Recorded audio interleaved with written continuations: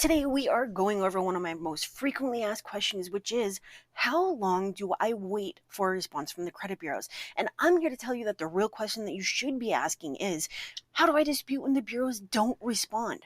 I mean, just look at the numbers.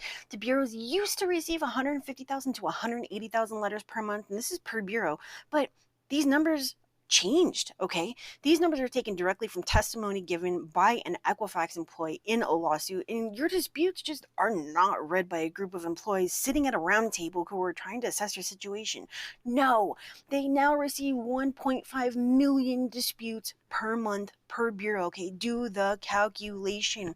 50,000 letters per day times 30 days is 1.5 million, okay? 1.5 million disputes at 51 cents a stamp times the 1.5 million disputes, you get $765,000 just in postage, okay? And this is just to respond to one round of disputes.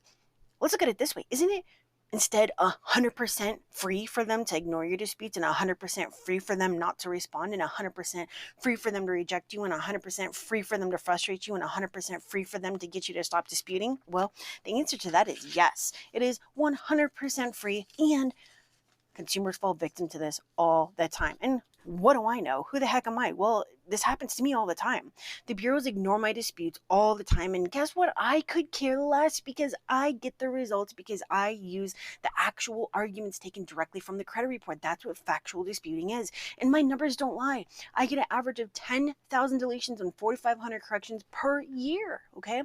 And that's okay if you don't know how to do this or you don't want to do this. I have resources. You can access them in the description or even just schedule a one-to-one call with me to see if I can do your credit sweep for you, okay? So go and check that out. But now let's look at the timing, all right? So let's say that you send out letter one. When do you what do you do after that? What do you do when they don't respond? Well, this is really simple. And yes, it looks redundant purposely, okay? You're going to pull a new report on the 31st day after disputes were received by them or 35 days after disputes were sent out by you and check for results and new information and send a new letter, etc. Okay? So now you sent out your new letter and guess what? Wait 30 days. That next day, obviously pull a new report, or if you are not counting based on when they signed for something because you do not have to send it certified, just count 35 days, okay? There's nothing special to this method of waiting, all right? You do not have to wait for anything that comes in the mail.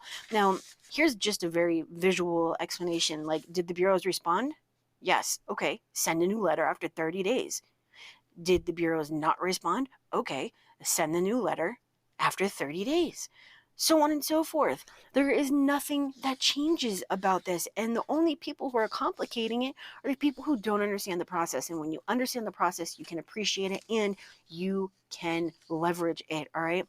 Now, the question is, well, don't I need the response? No, you don't. No, there's nothing about their response that you need. It's yesterday's news, okay? If you need today's information, do you watch or read yesterday's news? No, you check out today's. It's called your credit report, okay? What's going to change? Nothing. How will your process change by waiting for something in the mail? Will it change your dispute reason? No. Will it change your timeline? No. Will it change your argument? No.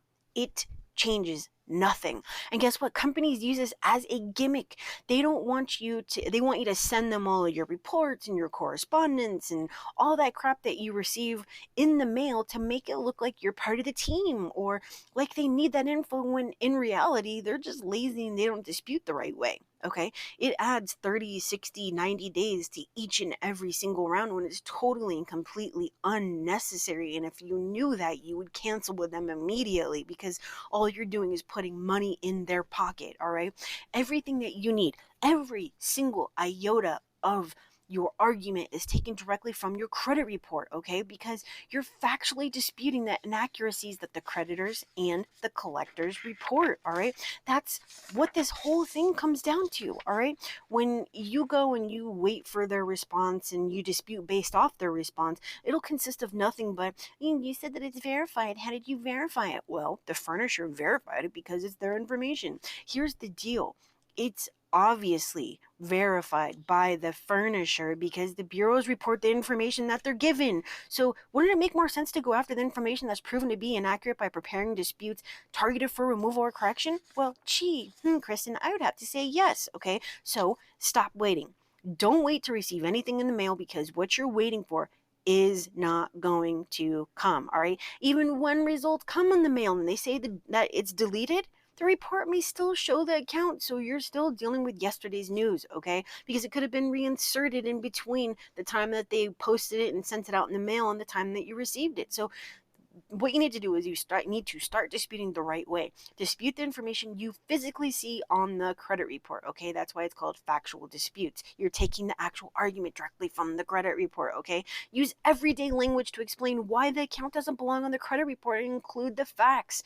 For example, 3 dates last active, date, and date. I mean, you really can't get any easier than that. But when you're disputing, make sure that there's an actual law or regulation that would uphold your deletion. All right. Get results. Anybody can get temporary results. My 5-year-old can get temporary results. My 2-year-old can get temporary results. That's not what we're looking for.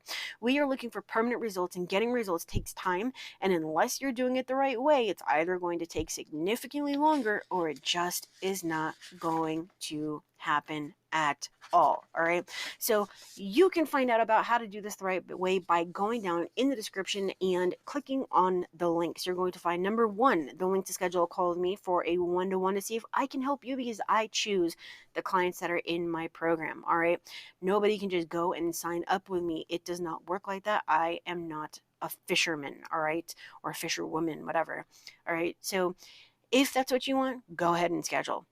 We'll see if I can help you. Otherwise, if you want to continue with the do-it-yourself journey, I have the member vault. You can go get access to a ton of free, awesome content. Why wouldn't you? It is totally free, all right, in the subscribers hub. Or you can access things like Letterfy and Stealth and my deep dive workshop right on that same link. You can also visit the other almost 500 videos right here on YouTube that show you how to do this the right way, okay? Or you can visit my store. It's on there as well, the Revolution store. You can also find more information about credit sweeps and how they work and all that great stuff on my older website, expertcreditsweeps.com.